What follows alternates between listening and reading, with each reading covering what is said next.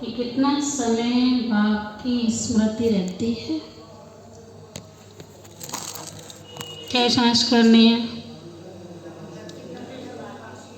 कितना समय बाप की स्मृति रहती अर्थात याद रहती है, क्योंकि स्मृति में ही फायदा, विस्मृति में है घाटा। बाबा की याद में फ़ायदा ही फ़ायदा है, और बाबा कहते हैं अगर भूल गए तो घाटा ही घाटा है, क्योंकि दाता दे रहा है फ्री ऑफ कॉस्ट, निःशुल्क। परमात्मा कहता है समय को नहीं जाना, नहीं लिया तो घाटा हो गया ना। आज का प्रश्न, इस पाप आत्माओं की दुनिया में कौन सी बात बिल्कुल असंभव है और क्यों?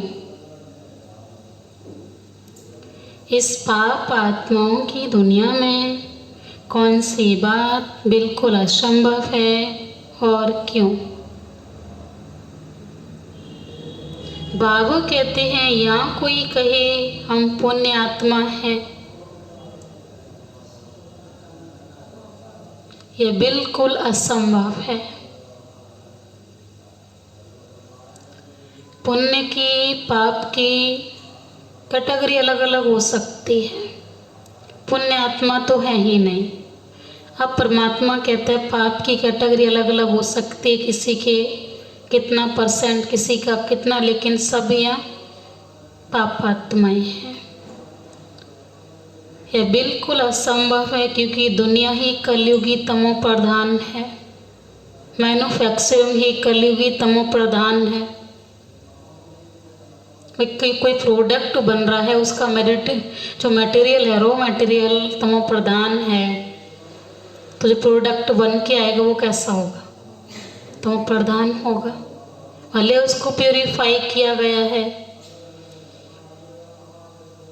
तो बात कहती है तो बिल्कुल असंभव है, क्योंकि दुनिया ही बिल्कुल तमो प्रधान है। मनुष्य जिसको पुण्य का काम समझते हैं वह भी पाप हो जाता है, क्योंकि हर कर्म विकारों के वश हो करते हैं। बाबा ने ये भी कहा हुआ है कि मनुष्य समझते हैं कि ये पाप पुण्य है, लेकिन सारे कर्म करने की विधि क्या है? विकार। वह भी पाप हो जाता है, क्योंकि हर कर्म विकारों के वश हो करते हैं। ओम शांति। यह तो बच्चे समझते होंगे हम अभी ब्रह्मा के बच्चे, ब्रह्मा कुमार कुमारियां हैं, बाद में होते हैं देवी देवता, अभी तो कुमार कुमारियां हैं। यह तो तुम समझते हो, दूसरा कोई नहीं समझते। तुम जानते हो हम ब्रह्मा कुमार कुमारियां बेहद की पढ़ाई पढ़ रहे हैं, 84 जन्मों की पढ़ाई भी पढ़ते हैं, सृष्टि चक्र की पढ़ाई भी पढ़ते हैं। पढ़ाई एक ही है, नाम 3 दे दिए, बेहद की पढ़ाई, 84 जन्मों की पढ़ाई और सृष्टि चक्र की पढ़ाई। फिर तुमको यह शिक्षा मिलती है कि पवित्र बनना है। यहाँ बैठे तुम बच्चे बाबा को याद तो जरूर करते हो पावन बनने के लिए। अपने दिल से पूछो, बाबा भी कह रहा है कि आते हो, हर कोई कहता है मैं बाबा को याद करने के लिए आई हूँ, बाबा से मिलने आई हूँ। तो बाप भी कहते हैं आए हो तो जरूर याद करते हो, लेकिन अपने दिल से पूछो सच सच बाबा की याद में बैठे थे? क्या पूछ रहा है बाबा? क्योंकि नॉर्मल सी बात है, सीधी सी बात है कि हम बाबा के कमरे में बैठे हैं, चाहे हमें कुछ भी नींद भी आ गई हो, कुछ भी हो, तो हम क्या कहते हैं? बाबा को याद कर रहे थे, है ना? तो बाबा कहता आप मोटे वे में तो कह दिए, क्योंकि हमारा वो स्थान ही याद का है, याद कर रहे। अब बाबा कहता उसकी सूक्ष्म चेकिंग है, सूक्ष्म चार्ट है कि अब बाबा रूम में बैठे थे तो अपने दिल से सच सच पूछो, क्या याद में बैठे थे? ये बाबा हमसे पूछ रहे हैं, ये हमने अपने आप को पूछना है। अपने दिल से पूछो, सच सच हम बाबा की याद में बैठे थे या माया रावण बुद्धि को और तरफ ले गई? कहने में तो ये आएगा ना कि याद में बैठे हैं, और कहते भी हैं कि सुबह और शाम का योग तो हमारा मिस नहीं होता है, करते ही करते हैं। बाबा ने कहा मामी का हम याद करो तो पाप कटे। अब अपने से पूछना है, हम बाबा की याद में रहे या बुद्धि कहाँ चली गई? प्रश्न दूसरा, बाबा की याद में बैठे, बाबा भी कहता याद जरूर करते होंगे, तो अपने से पूछना है फर्स्ट प्रश्न, सच बाबा की याद में बैठे थे? सेकेंड प्रश्न, बाबा की याद में रहे या बुद्धि कहीं और चली गई? तो स्मृति रहनी चाहिए कितना समय हम बाबा की याद में रहे, क्योंकि आज की मुरली की स्टार्टिंग यहीं से, क्योंकि स्मृति में ही फायदा है, विस्मृति में।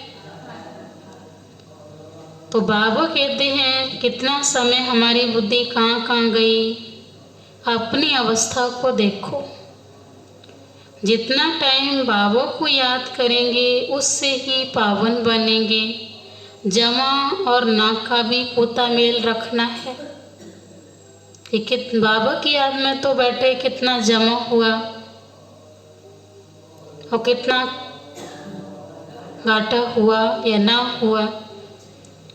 आदत होगी तो याद भी रहेगा, लिखते रहेंगे, डायरी तो सबके पॉकेट में रहती ही है। जो भी व्यापार वाले होते हैं उन्हों की हद की डायरी होती है, और हम भी बाबा के कौन से बच्चे हैं? बाबा ने हमें एक सेवा दी हुई है, ज्ञान का व्यापार करो, ज्ञान दूसरों को दो, बाबा के बच्चों को दो। जो बाबा के बच्चे हमसे भी ज़्यादा तीखे उनसे लो, चाहे वो ज्ञान के खजाने हैं, गुड़ हैं, बाबा की मदद है। बाबा कहते ये शेयरिंग करो, लिखते रहेंगे, डायरी तो सबके पॉकेट में रहती है। जो भी व्यापार वाले हैं उनकी हद की डायरी, तुम्हारी तो बेहद की डायरी है। तो तुमको अपना नोट चार्ट नोट करना है। बाप का फरमान है धंधा आदि सब कुछ करो, परंतु कुछ समय निकाल मेरे को याद जरूर करो। अपने पोता मेल को देखो, फायदा बढ़ाते जाओ, घाटा ना डालो। तुम्हारी तो युद्ध है ना, सेकंड में फायदा, सेकंड में घाटा। झट मालूम पड़ता है हमने फायदा किया घाटा किया। तुम व्यापारी हो ना, कोई बिरला यह व्यापार करे। स्मृति में है फायदा, विस्मृति में है घाटा। ये अपनी जांच करनी है, क्योंकि बाबा ने साफ कहा हुआ है कि ऐसे कलयुगी 100% तमो प्रधान दुनिया में आप बाबा की याद के बगैर पाप करने से बच जाओ। ये बाबा ने आज की मुरली में कहा हुआ इम्पॉसिबल है। कोई भी यहाँ पुण्य आत्मा नहीं है, सब पाप आत्माएं हैं। जिनको उच्च पद पाना है उनको तो होना रहता है। देखिए हम कितना समय विस्मृति में रहे, चेक करें स्वयं को, कितना समय बाबा की याद में रहे, कितना समय बाबा की याद भूली रही। यह तो तुम बच्चे जानते हो, हम सब आत्माओं का बाप पति तो पावन है।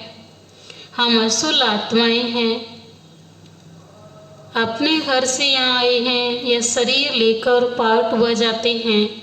शरीर तो विनाशी है। क्या शब्द बोले थे कल बाबा ने मुरली में? मुरली प्रारंभ होने से लेकर बार बार बाबा कहे ये शरीर विनाशी है, दुनिया विनाशी, इसको आग लगनी है। तो बाबा कहते आत्मा तो अविनाशी है, संस्कार भी आत्मा में ही रहते हैं। बाबा पूछते हैं, हे आत्मा याद करो, इस जन्म के छोटेपन में कोई उल्टा काम तो नहीं किया है? क्या याद करना है? क्योंकि हम ऑटोमेटिक तो बाबा ने जन्म से तो सबको नहीं पकड़ा है, और पकड़ने के बाद भी कभी कभी रावण पकड़ ही लेता है। तो बाबा कहता अपनी चेक करो कि जब इस जन्म में छोटेपन में कोई पाप कर्म तो नहीं किया है। याद करो, 3-4 वर्ष से लेकर याद तो रहती है ना। कौन सी बात? बाबा कहता है 3-4 साल का बच्चा होता है, 5-6 साल का बच्चा होता है, इतनी अच्छी मेमोरी कई बार होती है, वो याद रहती हैं बातें। कई बार ऐसे ऐसे इंसिडेंट होते हैं कि वो एक छोटा बच्चा भी देखता है तो आजीवन नहीं भूलता है। तो बाबा कहता पाप तो वैसी डेफिनेशन होती है जो हमें दुख देती है, तो जरूर है कि नहीं भूलता है, वो बार बार मन में आता है। 3-4 वर्ष से लेकर याद तो रहती है हमने छोटेपन में कैसे बिताया। सुनाते भी हमने तो बहुत ऐसे दिन देखे है ना, क्या क्या किया। कोई की बात दिल अंदर में खाती तो नहीं है। याद करो, सतयुग में पाप कर्म होते नहीं तो पूछने की भी बात नहीं रहती है। यहाँ तो पाप होते ही हैं, सतयुग में पाप नहीं है, तो परमात्मा कहता वहाँ पूछने की ज़रूरत नहीं कि हमने छोटेपन में या बड़े में जवानी में कोई पाप तो नहीं किया। वहाँ चेकिंग की आवश्यकता नहीं है। यहाँ तो पाप होते ही रहते हैं। मनुष्य जिसको पुण्य का काम समझते हैं, आगे सुन चुके हैं, मनुष्य जिसको पुण्य का काम समझते हैं वह भी पाप ही है। क्यों? विकारों के वश होकर करते हैं, वह भी पाप ही है। बाप कहते हैं यह ही पाप आत्माओं की दुनिया। तुम्हारी लेन देन भी पाप आत्माओं से है। पुण्य आत्मा यहाँ है ही नहीं। पुण्य आत्माओं की दुनिया में फिर एक भी पाप आत्मा नहीं है। पाप आत्माओं की दुनिया में फिर एक भी पुण्य आत्मा हो नहीं सकती। परमात्मा ने तो आज कह दिया ये इम्पॉसिबल है, असंभव है, कि कोई भी आत्मा संसार में आ रही है, सबके आने का मार्ग एक ही है, विकारों का मार्ग। जिन गुरुओं के चरणों में गिरते हैं वह भी कोई पुण्य आत्मा नहीं है।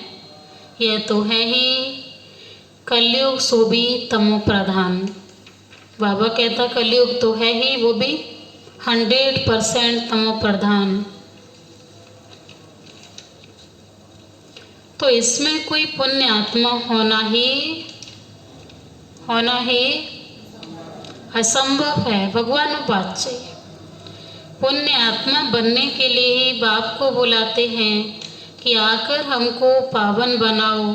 ऐसे नहीं, कोई बहुत दान पुण्य आदि करते हैं, धर्मशाला आदि बनाते हैं, तो वह कोई पुण्य आत्मा है? नहीं।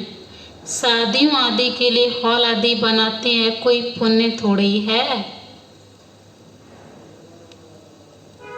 बाबा कहता वो मार्ग कौन सा खोला है?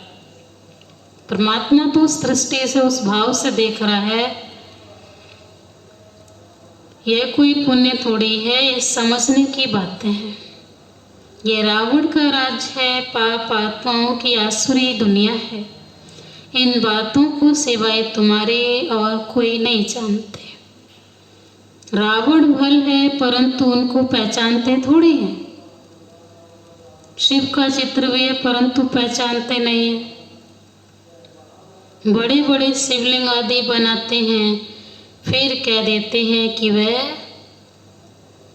बड़े बड़े चित्र बनाएंगे, बड़े बड़े शिवलिंग बनाएंगे, बड़े बड़े मंदिर बनाएंगे, फिर कह देते हैं वह नाम रूप से न्यारा है। सर्वव्यापी है, इसलिए बाप ने कहा है यदा यदा धर्मस्य ग्लानिर्भवतु भारत।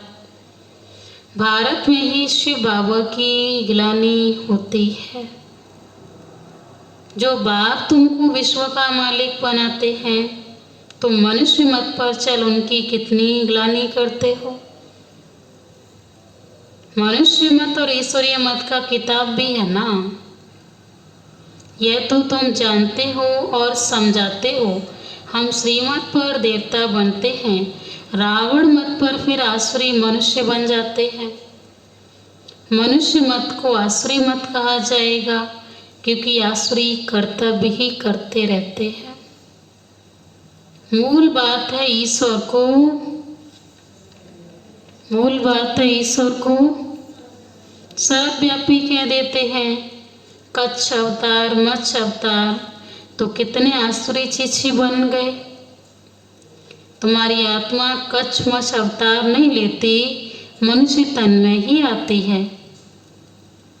जब आत्मा परमात्मा से तो थोड़ा छोटी होगी, उसकी डिग्री कम होगी।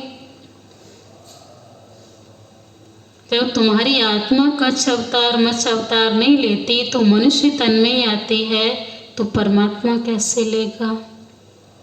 अभी तुम समझते हो हम कोई कच्छ मच्छ थोड़ी बनते हैं, 84 लाख योनि थोड़े ही लेते हैं। अभी तुमको बाप की श्रीमत मिलती है, बच्चे तुम 84 जन्म लेते हो। 84 और 84 लाख का क्या परसेंटेज कहेंगे। झूठ तो पूरा झूठ है, सच की रत्ती भी नहीं है। कौन कह रहा है। इनका भी अर्थ तो समझना चाहिए ना। भारत का हाल देखो क्या हुआ। भारत सचखंड था, इसको हेवन कहा जाता था। आधा कल्प राम राज्य, आधा कल्प है रावण राज्य। रावण राज्य को आसुरी संप्रदाय कहेंगे। कितना अक्षर, कितना कड़ा अक्षर है। आसुरी शब्द है, बाबा कहता कड़ा है, मीठा नहीं है। आधा कल्प देवताओं का राज्य चलता है, किसी को अच्छा लगता है, कोई को कहे यह असुर है, इसकी सोच आसुरी है। भले कैसे भी, पर सुनने में तो ठीक नहीं लगता ना, क्योंकि समझ है कि अच्छा टाइटल नहीं है। बाबा ने Sanjay Lakshmi Narayan the first second third कहा जाता है ना। जैसे एडवर्ड फर्स्ट सेकेंड होता है ना, पहली सीढ़ी फिर दूसरी सीढ़ी ऐसे चलती है। तुम्हारा भी पहले ऐसे होता है, सूर्यवंशी राज्य फिर चंद्रवंशी राज्य। सूर्यवंशी में भी 8 गद्दियाँ। बाप ने आकर ड्रामा का राज भी अच्छी रीति समझाया है। तुम्हारे शास्त्रों में ये बातें नहीं थी, कोई शास्त्रों में थोड़ी लकीरें लगाई हुई हैं, परंतु उस समय जिन्होंने पुस्तक बनाए हैं उन्होंने कुछ समझा नहीं है। बाबा भी जब बनारस में गए थे उस समय दुनिया अच्छी नहीं लगती थी। वहाँ सारी दीवारों पर लकीर बैठ लगाते थे, बाप ये सब कराते थे। लकीर कोई और लगा रहा है, करा कोई और रहा है। परंतु हम तो उस समय बच्चे थे ना, पूरा समझ में भी नहीं आता था। बस कोई है, अब ये कौन बोल रहा है, बस कोई है जो हमसे ये कराता है। विनाश देखा तो अंदर में खुशी भी थी। रात को सोते थे तो भी जैसे उड़ते रहते थे, परंतु कुछ समझ में नहीं आता था। ऐसे ऐसे लकीरें खींचते रहते थे, कोई ताकत है, इसने प्रवेश किया है। हम बंडर खाते थे, पहले तो धंधा आदि करते थे, फिर क्या हुआ कोई को देखते थे तो झट ध्यान में चले जाते थे। कौन सुना रही बातें? कहता था ये क्या होता है, इसको देखता हूँ उनकी आंखें बंद हो जाती हैं। जिस पर ब्रह्मा की दृष्टि पड़ती थी क्योंकि उसके अंदर तो परमात्मा अपना कार्य करा रहा है। तो बाबा कहता था जिसको देखता था उसकी आंखें बंद हो जाती, अर्थात वो ध्यान में चला जाता था। पूछते थे क्या देखा, तो कहते थे वैकुंठ देखा और श्री कृष्ण देखा। यह भी सब समझने की बातें हुई ना, इसलिए सब कुछ छोड़कर बनारस चले गए समझने के लिए। सारा दिन बैठा रहता था, पेंसिल और दीवार और कोई धंधा ही नहीं। बेबी थे ना, तो बेबी किस रूप में बाबा ने शब्द यूज किया।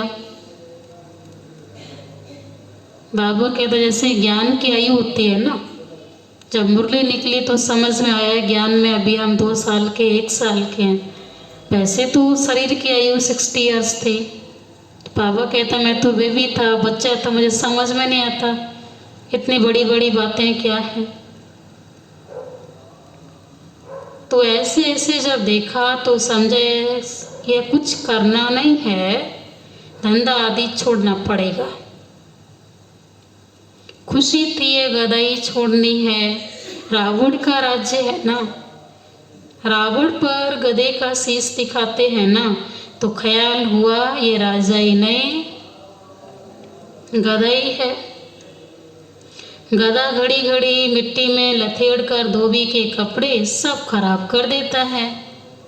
बाप भी कहते हैं तुम क्या थे, अब तुम्हारी क्या अवस्था हो गई। ये बाप भी बैठ समझाते हैं और दादा भी समझाते हैं, दोनों का चलता रहता है। साकार मुरली दोनों की चलती रहती है। ज्ञान में जो अच्छी रीति समझाते हैं वह तीखे कहेंगे नंबर बार तो है ना। तुम बच्चे भी समझाते राजधानी स्थापन हो रही है, जरूर नंबर बार पद पाएंगे। आत्मा ही अपना पाठ कल्प कल्प बजाती है, एक समान ज्ञान नहीं उठाएंगे। ये स्थापना ही वंडरफुल है, दूसरे को स्थापना का ज्ञान थोड़ी देते हैं। परमात्मा कहता है स्थापना का कार्य, विनाश का ज्ञान, आदि मध्य अंत का ज्ञान मेरे सिवाय कोई और नहीं दे सकता। समझो सिख धर्म की स्थापना हुई, शुद्ध आत्मा ने प्रवेश किया, कुछ समय के बाद सिख धर्म की स्थापना हुई। उनका हेड कौन है? गुरु नानक। उसने आकर जप साहिब बनाया। पहले तो नई आत्माएं ही होंगी क्योंकि पवित्र आत्मा होती है। पवित्र को महान कहते हैं, सुप्रीम तो एक बाप को कहा जाता है। वह भी धर्म की स्थापना करते हैं तो महान कहेंगे। बाबा कहता जो भी धर्म की स्थापना कर रहा है वो भी महान आत्मा है, परंतु नंबर बार पीछे पीछे आते हैं। 500 वर्ष पहले एक आत्मा आई, आकर सिख धर्म स्थापन किया। उस समय ग्रंथ कहाँ से आया? जरूर सुखमनी जप साहेब आदि बाद में बनाए होंगे ना। क्या शिक्षा देते हैं? उमंग आता है तो बाप की बैठ महिमा करते हैं। बाकी पुस्तक आदि तो बाद में बनते हैं। क्या कहना चाह रहा है बाबा? किसी भी धर्म का जो धर्म पिता है, धर्म गुरु है, वो आकर के संदेश तो निराकार का ही देता है, लेकिन परमात्मा के शब्द ये भी हैं कि मेरा परिचय हर आत्मा मेरे द्वारा ही मुझे पहचानती है। हर धर्म पिता ने आकर उसका संदेश दिया, जिसको जितना समझ में आया उतना समझा, लेकिन परमात्मा निराकार ये तो कैपेसिटी किसी के पास नहीं थी कि उसको कोई इस संसार में साकार रूप में लाए। ये तो ब्रह्मा का पार्ट था, समय का पार्ट था, ड्रामा का सीन था, और उसको आना भी समय में एक ही बार है।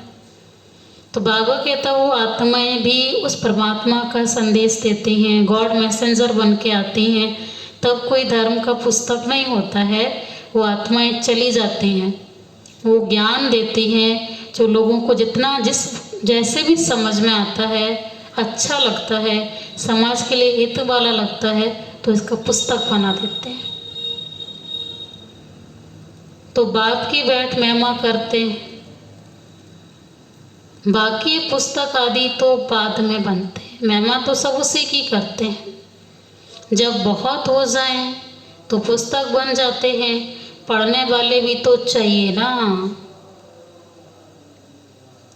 सबके शास्त्र पीछे बने होंगे, हर धर्म का शास्त्र पीछे बना है। जब भक्ति मार्ग शुरू हो तब तो शास्त्र पढ़ें, ज्ञान चाहिए ना। पहले सतो प्रधान होंगे, फिर सतो रजो तमो में आते हैं। जब बहुत वृद्धि हो तब महिमा हो और शास्त्र आदि बने, नहीं तो वृद्धि कौन करे।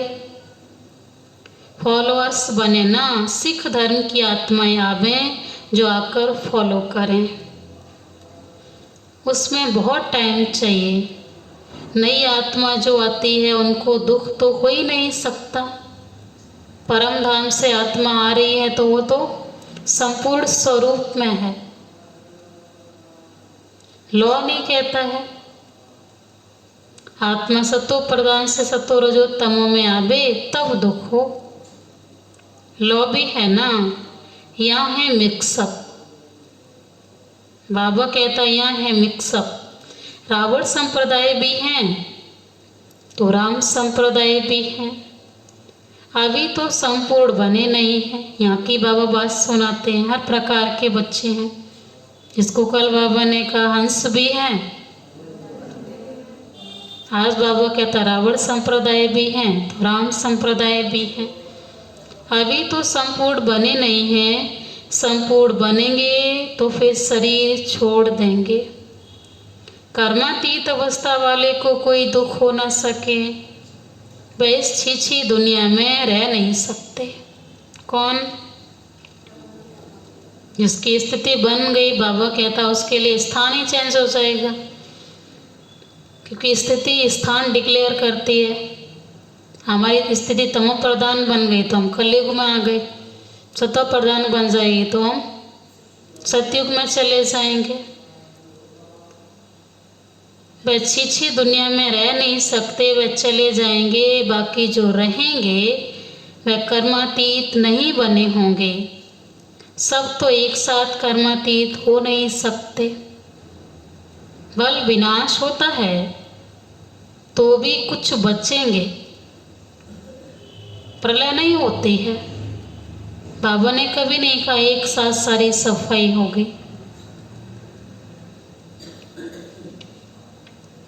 प्रलय नहीं होती। गाते भी हैं राम गयो रावण गयो जाको बहु परिवार।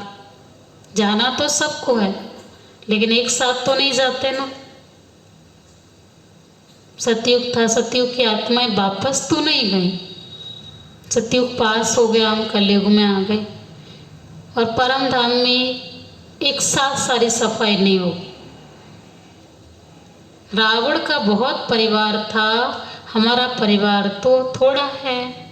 वह कितने 1.5 धर्म में, वास्तव में सबसे बड़ा हमारा परिवार होना चाहिए, क्योंकि देवी देवता धर्म सबसे पहला है। अभी तो सब मिक्सअप हुए हैं, तो क्रिश्चियन बहुत बन गए हैं और धर्मों में कन्वर्ट हो गए हैं। जहाँ मनुष्य सुख देखते हैं, पोजीशन देखते हैं, तो उस धर्म के बन जाते हैं। अभी आत्माओं को कुछ नहीं चाहिए, सुख चाहिए। पहले एक नियम होता था कि रिश्ते भी हमारे वहीं कनेक्ट होते थे जहाँ हमारी जाति है, कास्ट है।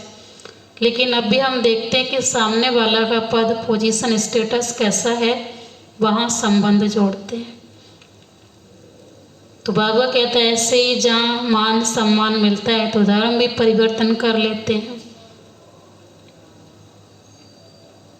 पोजीशन देखते हैं तो और धर्म के बन जाते हैं। जब जब पोप आता है तो बहुत क्रिश्चियन बनते हैं, फिर वृद्धि भी बहुत होती है।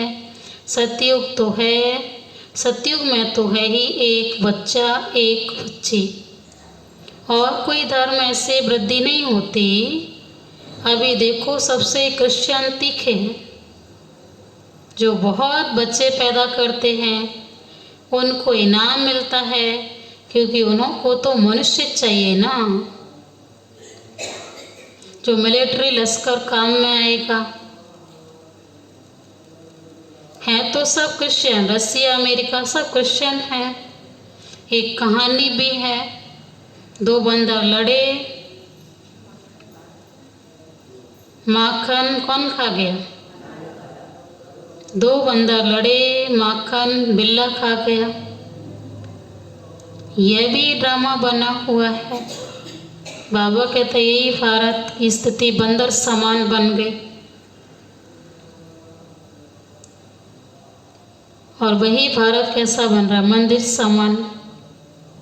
यह भी ड्रामा बना हुआ। आगे तो हिंदू मुसलमान इकट्ठे रहते थे, ये बहुत ज़्यादा समय की बात नहीं है। जब मुसलमान अलग हुए तब पाकिस्तान नई राजधानी खड़ी हो गई, राजाई खड़ी हो गई। यह भी ड्रामा बना हुआ है। दो लड़ेंगे तो बारूद लेंगे ना, धंधा तो होगा ना। ऊंच से ऊंच चुनों का यह धंधा है। किसकी बात चल रही है अभी? क्रिश्चियन लोगों की। बाबा फेवर मुरलिया में कहती है आपस में लड़ाते हैं जिससे कि इनका धंधा चले, परंतु ड्रामा में विजय की भावी तो तुम्हारी है, 100% सर्टेन है। बाबा कहते 100% सर्टेन है, निश्चित विजय तुम्हारी है। तुम्हें कोई भी जीत नहीं सकते।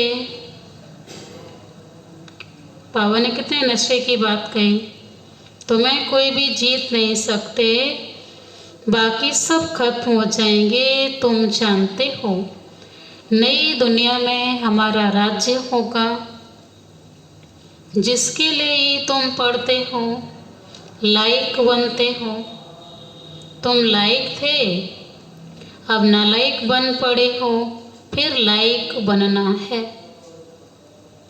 गाते भी हैं पतित पावन आओ, परंतु अर्थ थोड़ी समझते हैं। यह ही सारा जंगल। बाप आए हैं आकर कांटों के जंगल को गार्डन ऑफ फ्लावर बनाते हैं। वह है डीटी वर्ल्ड, यह है डेविल वर्ल्ड। यह बाबा कहते हैं सारी मनुष्य सृष्टि का राज समझाया हुआ है। तुम अभी समझते हो हम अपने धर्म को भूल धर्म भ्रष्ट हो गए हैं, तो सब कर्म विकर्म ही होते हैं। बाबा कहता है हर मनुष्य चाह कर के भी कर्म को विकर्म ही होगा। कारण क्या है? विकारों के बस किया जा रहा है काम। कर्म विकर्म होते हैं। अभी पाप कर्म विकर्म अकर्म की गति आकर तुमको समझाते हैं। तुम समझते हो बरोबर कल हम ऐसे थे, फिर आज अब ये बनते हैं। नज़दीक है ना? क्या चीज़ नज़दीक है? कल हम ऐसे थे, आज बनना है। तो बाबा कहता आज और कल की बात है। बाप कहते हैं कल तुमको देवता बनाया था, राज्य भाग्य दिया था, फिर सब कहाँ किया? फिर सब कहाँ गया, कहाँ किया? तुमको स्मृति आई है भक्ति मार्ग में हमने कितना धन गवाया। कल की बात है ना। बाप तो हथेली पर बहिष्त देते हैं, यह ज्ञान बुद्धि में रहना चाहिए। बाबा ने ये भी समझाया है, ये आँखें बहुत धोखा देती हैं। कितना धोखा देती हैं। क्रिमिनल आई को ज्ञान से सिविल बनाना है।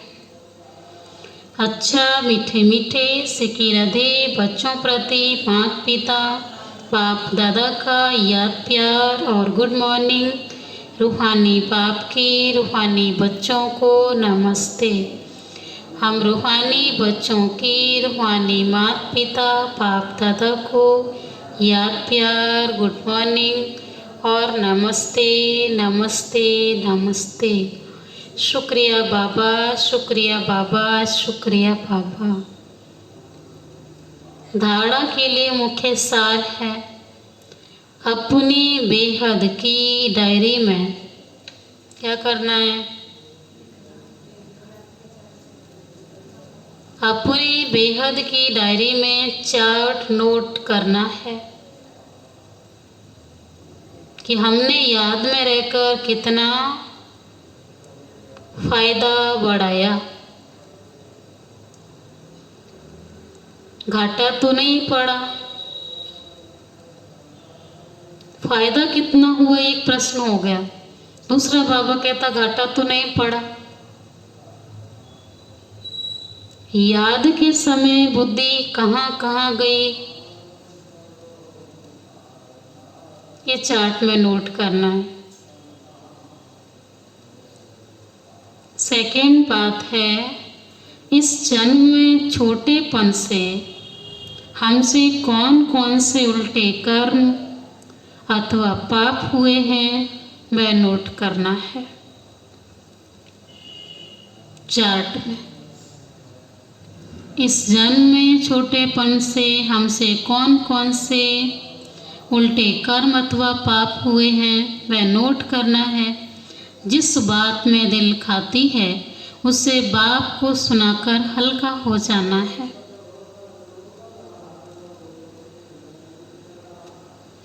अब कोई भी पाप का काम नहीं करना है। तो चार्ट में कौन कौन सी बात नोट करेंगे? बाबा की याद में रहकर कितना फायदा बढ़ाया, कितना घाटा हुआ, बुद्धि कहाँ कहाँ गई। चौथी बात, इस जन्म में मुझ आत्मा के द्वारा क्या क्या पाप हुए। अब कोई भी पाप नहीं करने, पाप का काम नहीं करना। आज का वरदान है, कर्म बंधन को सेवा के बंधन में परिवर्तन कर सर्व से न्यारे और परमात्म प्यारे भाव। कर्म बंधन को सेवा के बंधन में परिवर्तन कर सर्व के न्यारे और परमात्म प्यारे भाव। डिटेल में परमात्म प्यार ब्राह्मण जीवन का आधार है, लेकिन वह तब मिलेगा, कब मिलेगा? जब वो न्यारे बनेंगे। अगर प्रवृत्ति में रहते हो तो सेवा के लिए रहते हो। कभी भी यह नहीं समझो कि हिसाब किताब। बंधन को बाबा ने कहा है सेवा के बंधन में परिवर्तन कर दो। कर्म बंधन है लेकिन सेवा है। सेवा के बंधन में बंधने से कर्म बंधन खत्म हो जाता है। सेवा भाव नहीं तो कर्म बंधन खींचता है। जहाँ कर्म बंधन है वहाँ दुख की लहर है। सेवा के बंधन में तो खुशी है, इसलिए कर्म बंधन को सेवा के बंधन में परिवर्तन कर न्यारे और प्यारे रहो तो परमात्मा प्यारे बन जाएंगे। आज का स्लोगन है, श्रेष्ठ आत्मा वह है जो स्वस्थिति द्वारा हर परिस्थिति को पार कर ले। श्रेष्ठ आत्मा वह है जो स्वस्थिति द्वारा हर परिस्थिति को पार कर ले। आज का व्यक्ति इशारा है, जैसे आजकल के ज़माने में पैर के नीचे पहिए लगाकर दौड़ते हैं। क्या कहना चाह रहा बाबा?